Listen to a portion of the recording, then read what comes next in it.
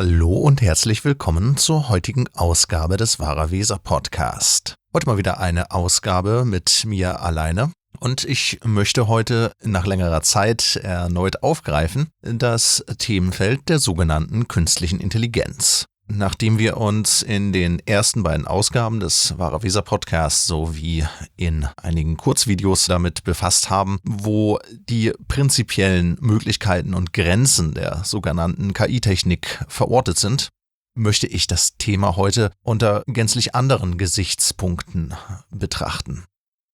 Zum Zeitpunkt der Aufzeichnung der ersten beiden Ausgaben des Wahrer Weser Podcasts war mir nicht vollumfänglich bewusst gewesen, welches gigantische Ausmaß das Investitionsvolumen in die sogenannte KI-Technik angenommen hat.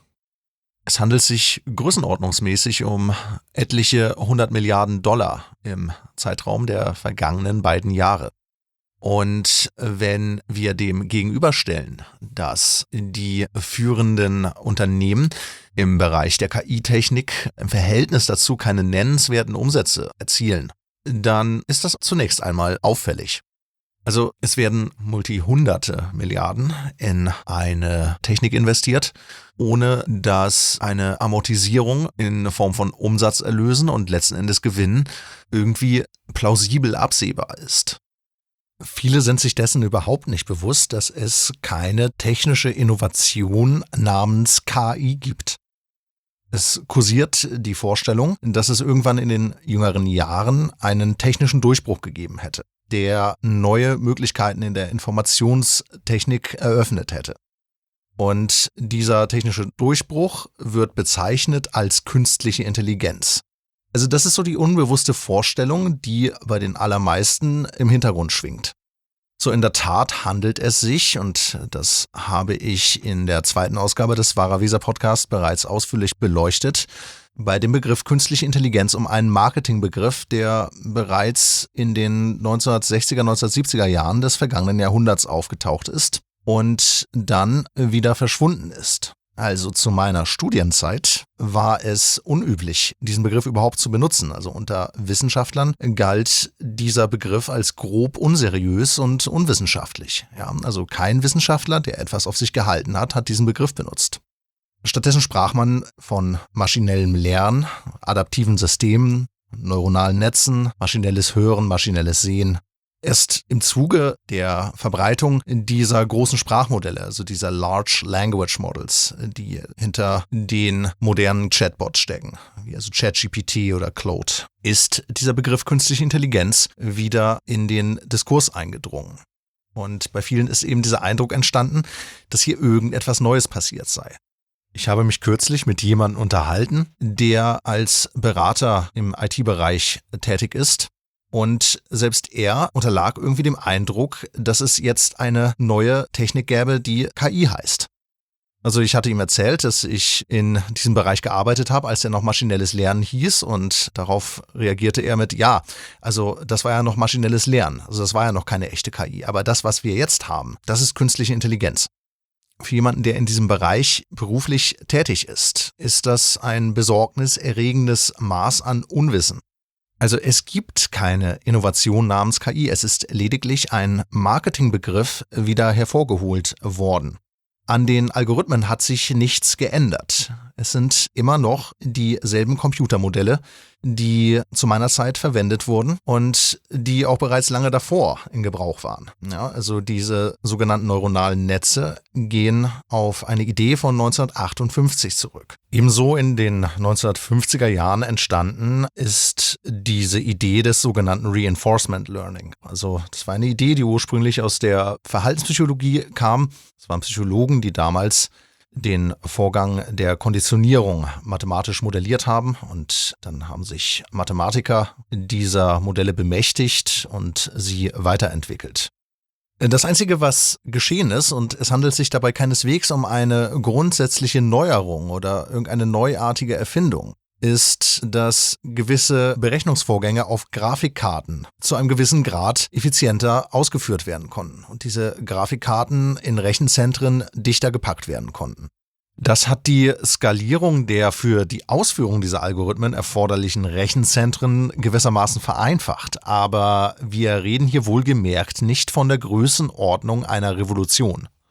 Also ich betone das an dieser Stelle, weil in dem ganzen Diskurs immer mal wieder von der KI-Revolution die Rede ist. Und hier suggeriert wird, dass es sich um einen Vorgang handle, der von seiner Tragweite vergleichbar wäre mit der sogenannten industriellen Revolution zu Beginn des 19. Jahrhunderts. Und dem ahnungslosen Laien wird suggeriert, dass es hier eine Entwicklung gegeben habe, die von einer ähnlichen Innovationshöhe ist wie die Dampfmaschine von James Watt seinerzeit. Und dass diese Innovation das Potenzial hätte, die gesamte Weltwirtschaft grundlegend zu verändern. Ich betone es noch einmal, diese Vorstellung ist irrtümlich. Es gibt keine KI-Revolution. Es findet hier kein Vorgang statt, der in irgendeiner Art und Weise vergleichbar wäre mit der historischen industriellen Revolution infolge der Weiterentwicklung der Dampfmaschinentechnik. Was hier stattdessen passiert, ist, dass die IT-Industrie in die klassische Industrialisierung reingeht, sozusagen. Das heißt, seit es die IT-Industrie gibt, war das Attraktive daran die Möglichkeit der Grenzkostenneutralität. Das heißt, die Möglichkeit, Softwareprodukte zu entwickeln, deren Produktion und Vervielfältigung praktisch keine Kosten verursachen.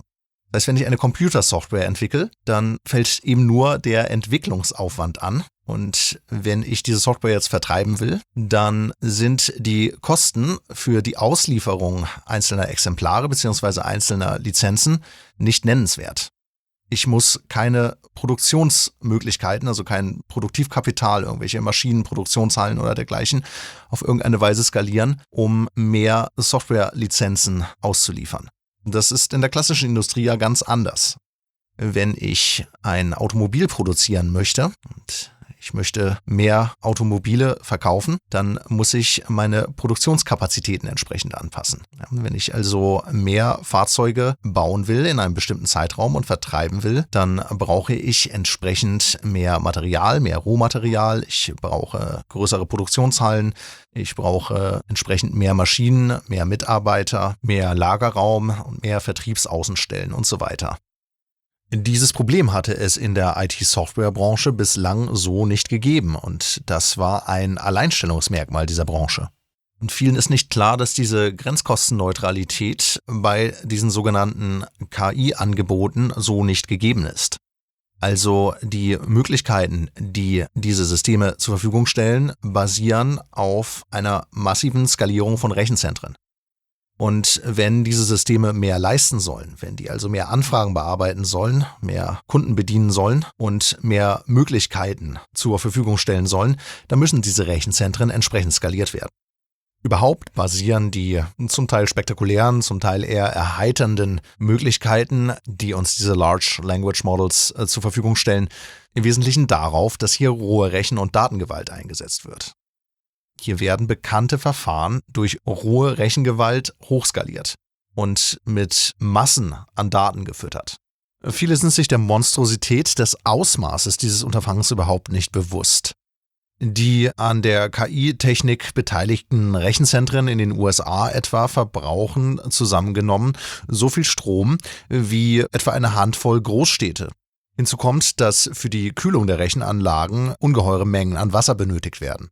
Auch der enorme Bedarf an Rohstoffen für die Herstellung und Instandhaltung der Hardware für diese Anlagen ist hier mit in Betracht zu ziehen.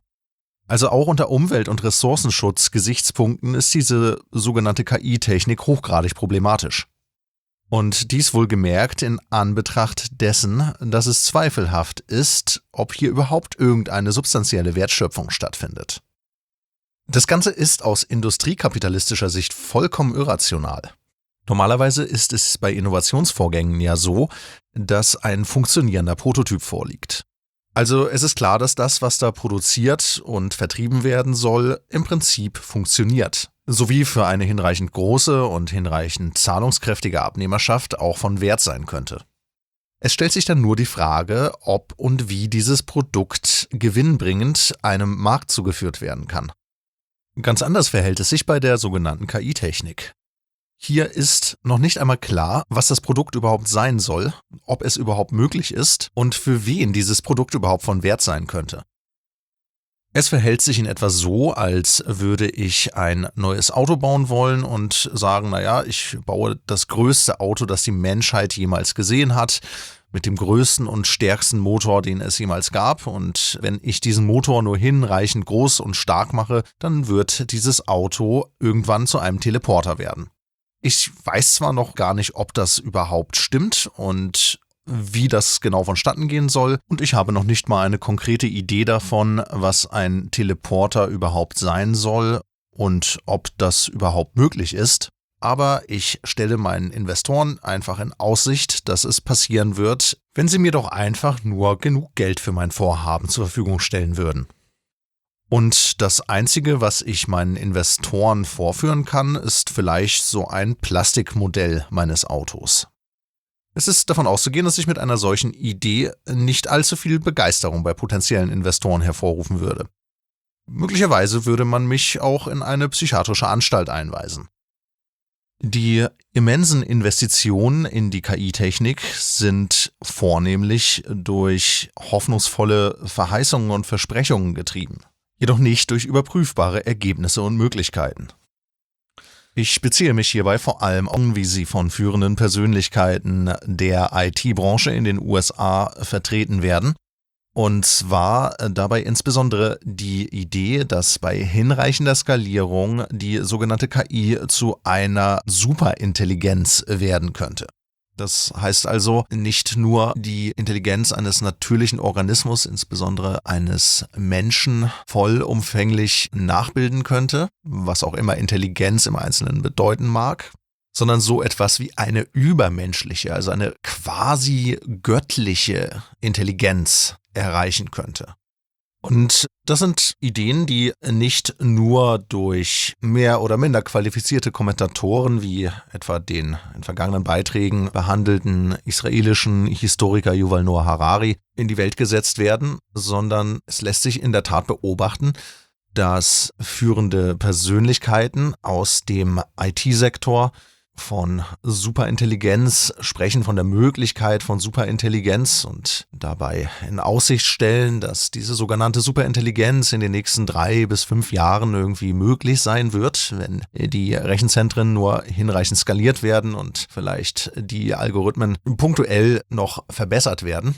Also hier geistert dieser Begriff Superintelligenz rum und dazu auch der Begriff der AGI, also der sogenannten Artificial General Intelligence, der allgemeinen künstlichen Intelligenz, also die Idee eines mehr oder minder autonomen Systems, welches nicht auf bestimmte Aufgaben spezialisiert ist, sondern im Prinzip jede Aufgabe, die ein Mensch bewältigen kann, von selbst erlernen kann und sich dann selbst optimiert und es für seine Verbesserung und Weiterentwicklung keines menschlichen Eingriffes mehr bedürfe. Das heißt, sich diese Systeme dann von selbst weiterentwickeln und optimieren und dann, so die landläufig verbreitete Erzählung im IT-Sektor, an irgendeinem Punkt diese so bezeichnete Superintelligenz erreichen können.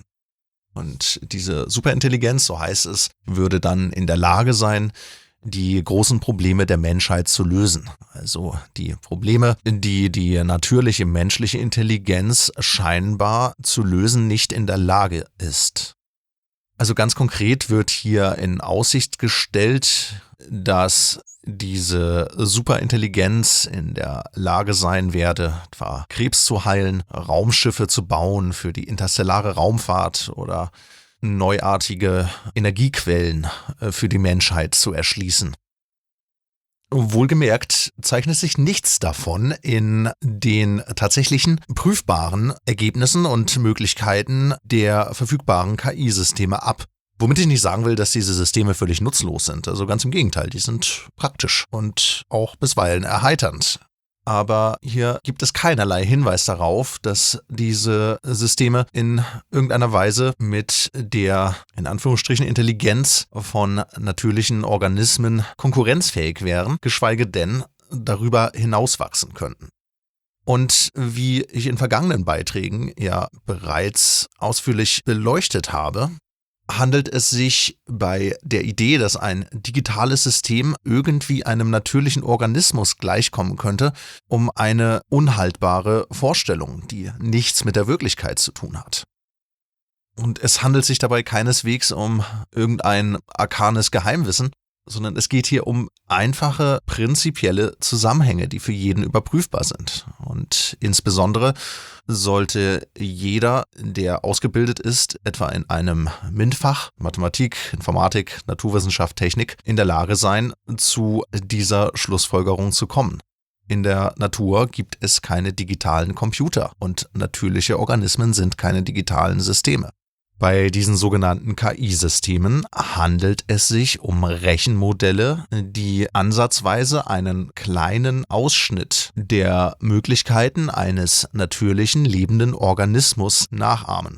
Und zwar handelt es sich hierbei im Kern um die sogenannte Konditionierung bzw. animalische Kopplung, die rechnerisch modelliert und nachgeahmt wird. Und darauf basierend der kalkulierende Verstand, also das verstandesmäßige Nachdenken. Und zwar in der Form, dass aus vorgegebenen Aussagen durch logisches Folgern weitere Aussagen abgeleitet werden. Und bemerkenswerterweise hat sich hierzu der legendäre Mathematiker und Nobelpreisträger Sir Roger Penrose geäußert, mit sehr klaren Worten. Roger Penrose sagt hier im Kern, dass diese KI-Systeme überhaupt gar nicht intelligent sind und das auch nicht ansatzweise sein können, aus prinzipiellen Gründen. Und er greift hier auf die Grundlagen der formalen Logik zurück und bezieht sich auf den Gödelschen Unvollständigkeitssatz. Es gab einmal einen meines Erachtens sehr gelungenen Versuch eines Wissenschaftsjournalisten, Douglas Hofstadter aus den USA, den Gödelschen Unvollständigkeitssatz allgemein nachvollziehbar darzustellen. Im Prinzip besagt dieser Satz, dass ein System, welches darauf basiert, Aussagen durch logische Operationen aus vorhandenen Aussagen abzuleiten. Und dass ein solches System immer unvollständig ist. Das heißt, dass es immer Aussagen gibt, die zwar wahr sind, zutreffend sind, aber durch dieses System nicht erfasst werden. Also das System kann nicht entscheiden, ob die Aussage wahr oder falsch ist, obschon es in der Lage ist, diese Aussage zu formulieren. Zwar ist es so, wenn ein solches System sehr einfach aufgebaut ist, so einfach, dass es nicht über sich selbst sprechen kann, dann ist es offensichtlicherweise allein aus dem Grund unvollständig, dass es nicht über sich selbst sprechen kann. Aber sobald ein solches System in der Lage ist, auf einer Metaebene zu operieren, sprich also sich selbst zu betrachten, also seine eigenen Regeln auszudrücken und Aussagen darüber zu formulieren und daraus weitere Aussagen abzuleiten und so weiter, ist dieses System genau aus diesem Grunde unvollständig. Das ist der entscheidende Punkt, den der Mathematiker und Logiker Kurt Gödel in der Mitte des vergangenen Jahrhunderts herausgearbeitet hat. Bemerkenswert ist, dass die Beweisführung im Prinzip für jedermann nachvollziehbar ist. Also dafür bedarf es keiner tiefgehenden mathematischen Ausbildung. Und gleichermaßen macht die Grundidee von Gödels Beweisführung die Grenzen solcher Systeme erfahrbar. Also der Beweis ist von der Idee her wie folgt aufgebaut. Wenn ein solches System über sich selbst sprechen kann, dann kann man in diesem System eine Aussage konstruieren, die sich auf sich selbst bezieht. Das heißt, ich kann eine Aussage formulieren, die etwas über sich selbst aussagt. Insbesondere kann eine solche Aussage lauten, ich, die Aussage, bin nicht beweisbar. Die Einzelheiten zu verstehen ist hier überhaupt nicht erforderlich. Also wer mathematisch gebildet oder interessiert ist, kann sich da in der mathematischen und logischen Fachliteratur belesen oder auf das besagte Buch von dem Douglas Hofstadter zurückgreifen. Das heißt auf Deutsch Gödel, Escher, Bach, ein endloses, geflochtenes Band. Entscheidend ist hier nur diese Idee, dass ich eine solche Aussage konstruieren kann, die sagt, ich bin nicht beweisbar. Und wenn diese Aussage nun beweisbar wäre innerhalb dieses Systems, also ganz konkret vielleicht technisch umgesetzt durch einen Computer oder eine Computersoftware, dann wäre das System widersprüchlich, weil die Aussage selbst ja besagt, dass es für sie keinen Beweis gibt in dem System. Das heißt also, ein System, das logisch widerspruchsfrei aufgebaut ist, kann infolgedessen einen Beweis dieser Aussage nicht liefern. Wenn es das könnte, dann wäre das ganze System nutzlos, weil es widersprüchlich wäre. Das heißt also, man könnte zu einer Aussage auch ihr Gegenteil herleiten. Und damit hat dieses System überhaupt keinerlei Wert. Jetzt kommt der entscheidende Aspekt, der diese Begrenzung dieser Systeme erfahrbar macht. Und zwar wir als bewusste Menschen, die einen solchen Beweis führen oder uns mit einer solchen Beweisführung auseinandersetzen, können sofort einsehen, dass diese konstruierte Aussage, also ich, das heißt die Aussage, bin nicht beweisbar, dass diese Aussage wahr ist. Ja, da diese Aussage ja gemäß der Schlussfolgerung, die ich soeben hier herangeführt habe, eben auch nicht beweisbar ist. Also wir sehen, dass diese Aussage wahr ist. Und das System ist nicht in der Lage, das zu sehen. Also aus Sicht des Kalküls ist nicht entscheidbar, ob die Aussage zutrifft. Also das zeigt, dass diese Systeme nicht verstehen. Und wie gesagt, ein solches formales System steht hier im Prinzip für etwas, was konkret technisch umgesetzt werden kann in Form eines digitalen Computers oder einer Computersoftware. Und es gibt uns eine Idee davon, was wirkliches Verstehen bedeutet. Dass das wirkliche Verstehen, das bewusste Begreifen, über das Ausführen von klar definierten Rechenregeln hinausgeht. Nun verhält es sich so, dass digitale Systeme prinzipiell nichts weiter tun, als klar definierte Rechenregeln anzuwenden. Digitale Systeme können nichts tun, was irgendwie darüber hinausgeht.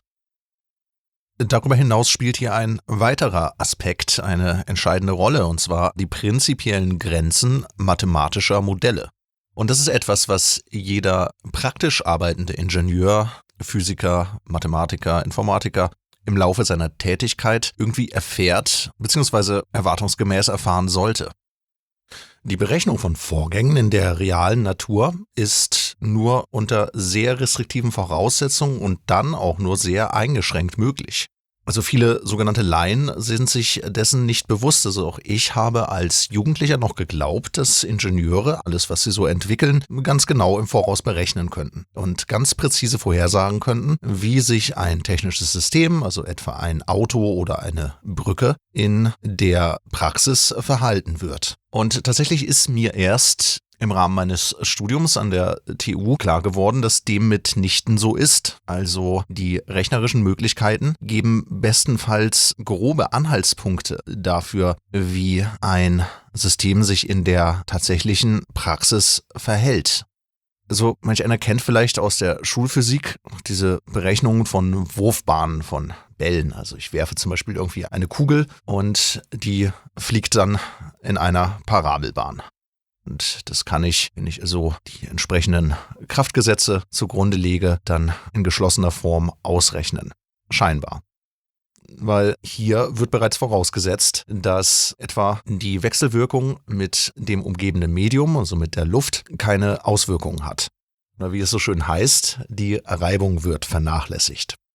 In der Tat wird noch eine ganze Reihe anderer Vereinfachungen vorgenommen, die in der Natur so nicht vorzufinden sind, beziehungsweise nur annäherungsweise unter Laborbedingungen und das auch nur unter sehr hohem Aufwand erzeugt werden können.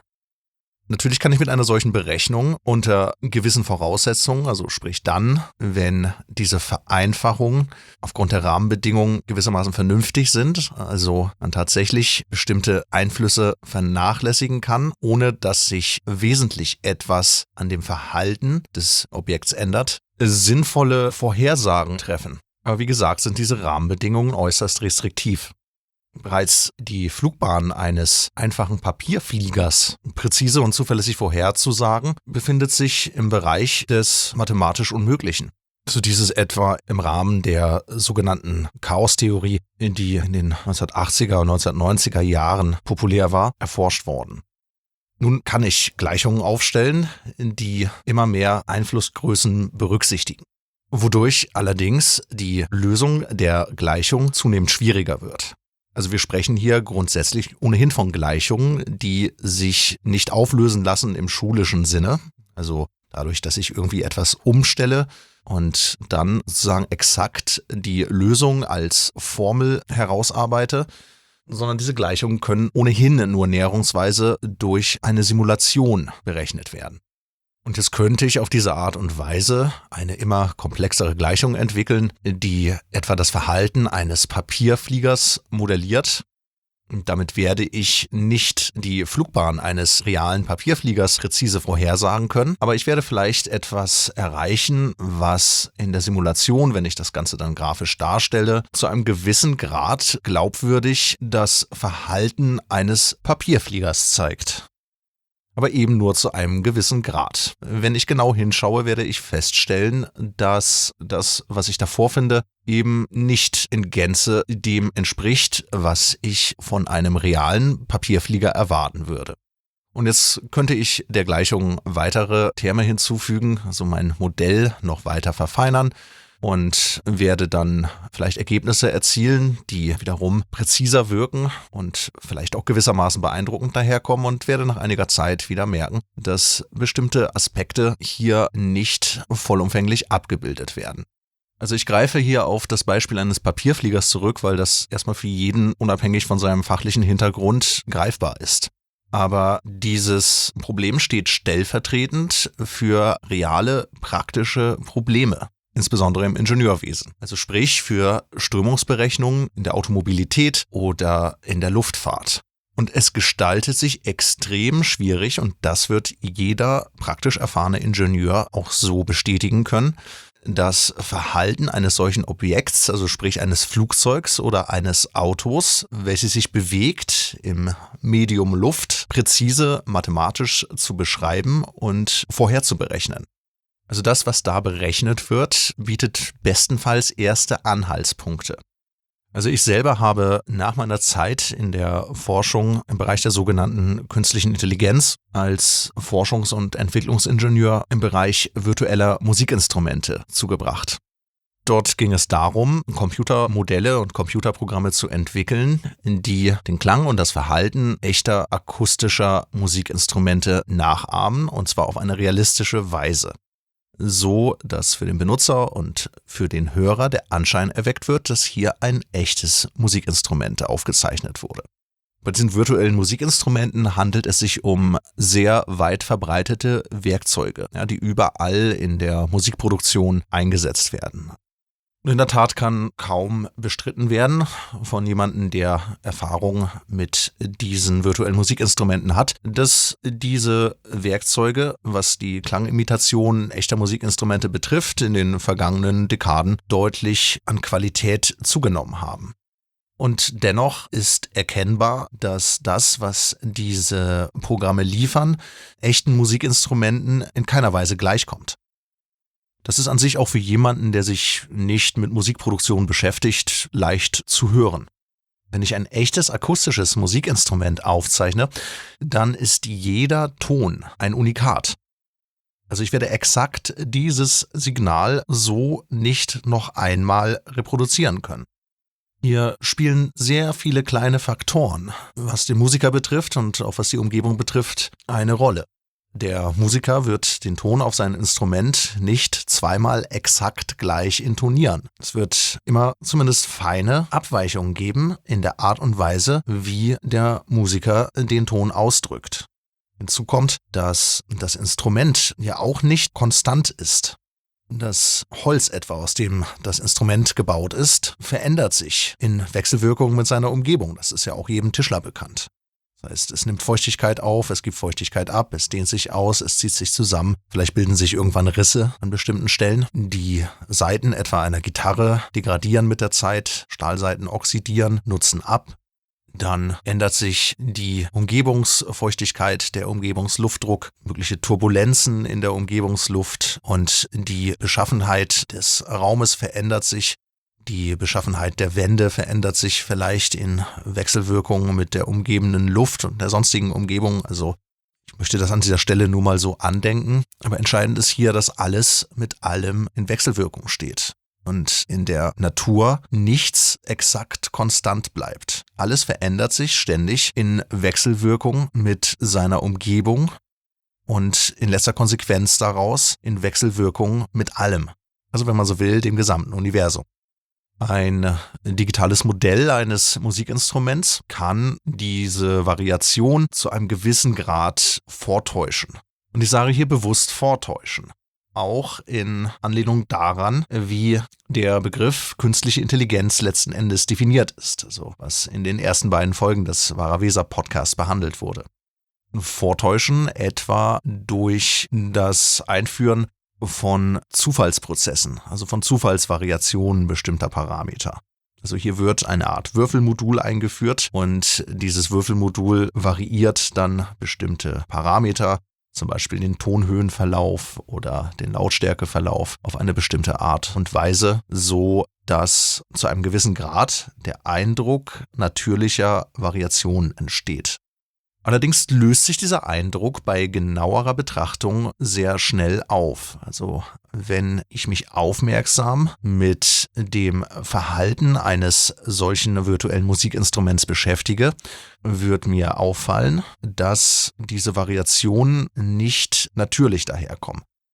Also wenn ich Erfahrung habe mit Musiktechnologie, dann bin ich in der Lage, das auch genau zu benennen. Aber jetzt ein Hörer, der kein dahingehend geschultes bzw. geübtes Gehör hat, der wird einfach irgendwann feststellen, dass sich das nicht so richtig echt anhört. Und dann kann ich als Ingenieur wieder hergehen und versuchen, diese Simulation weiter zu verbessern. Und um jetzt einen noch realistischeren Eindruck zu erwecken, kann ich dann mein Modell des Musikinstruments verfeinern. Ich könnte dann zum Beispiel bei einer Gitarre das Anschlagverhalten noch präziser modellieren und den Grad der Variation noch verstärken und verfeinern. Oder bei einem Blasinstrument das Anblasverhalten. Ich kann auch die Wechselwirkung mit dem Raum, also den Raumhall, noch präziser modellieren, dort mehr Details, mehr Komplexität und mehr Leistung reinstecken. Und dann werde ich vielleicht ein Produkt entwickeln, welches heraussticht, welches einen noch realistischeren Eindruck erweckt, der sich dann allerdings mit der Zeit wieder abnutzen wird. Und dann kann ich wieder hergehen und mein Produkt wieder verbessern und dann wird sich der realistische Eindruck mit einiger Zeit wieder abnutzen und so weiter und so fort. Und wenn ich das nur einige Jahre mache, dann wird mir irgendwann fühlbar klar werden, nicht nur intellektuell, dass es hier keinen heiligen Gral zu holen gibt. Das heißt, es gibt nicht das ultimative Modell, welches in der Lage ist, ein echtes akustisches Musikinstrument vollumfänglich in seiner Klangcharakteristik abzubilden, zu imitieren auf eine solche Weise, dass es sich von einem echten Musikinstrument nicht unterscheiden lässt. Die Natur ist unendlich viel komplexer, nicht komplizierter, aber komplexer, als alle erdenklichen Computermodelle es irgendwie auch nur ansatzweise erfassen könnten. Also gerade der Bereich der technischen Akustik ist hier besonders interessant. Also die akustische Gestaltung eines Raums, etwa in einem Tonstudio oder auch einer Konzerthalle, ist ein sehr komplexes Unterfangen. Bemerkenswert ist, dass Menschen solche Räume schon viel länger gestalten, als es entsprechende mathematische Modelle für das Verhalten von Schall gibt und Rechenmaschinen, die diese Modelle dann auch berechnen können. Und es gibt vielfältige, komplexe Modelle und es gibt Unternehmen, die spezialisiert sind auf die akustische Optimierung von Räumen und auf die Berechnung einer solchen akustischen Optimierung. Und die sind da zweifelsohne auch sehr kompetent. Aber jeder, der Erfahrung in diesem Bereich hat, weiß, dass diese Berechnungen sehr schnell an ihre Grenzen stoßen.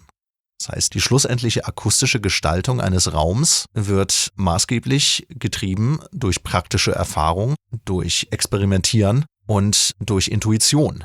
Also es ist in erster Linie eine Kunstform. Nicht, dass diese Computermodelle vollkommen nutzlos wären, aber sie sind eben nicht in der Lage, das reale Verhalten eines realen Raums präzise und zuverlässig vorherzusagen. Wenn wir jetzt also betrachten, dass eine im Verhältnis zur sogenannten künstlichen Intelligenz scheinbar so einfache Problemstellung wie die Berechnung der Schallausbreitung in einem Raum so früh an grundsätzliche Grenzen stößt. Was sagt das über die prinzipiellen Möglichkeiten der sogenannten künstlichen Intelligenz aus?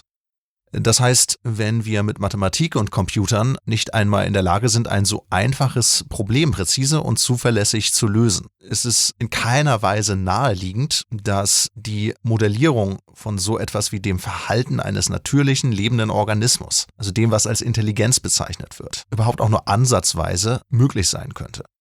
Also noch einmal drastischer gefasst. Es ist nicht einmal möglich, das Verhalten eines Papierfliegers präzise und zuverlässig und realistisch zu modellieren. Das Verhalten eines lebenden Organismus ist unermesslich komplexer. Vor diesem Hintergrund folgt also, dass ein lebender Organismus also nicht ansatzweise durch ein digitales Informationssystem imitiert werden kann, geschweige denn so etwas wie eine Superintelligenz im vorhin betrachteten Sinne irgendwie auch nur denkbar wäre.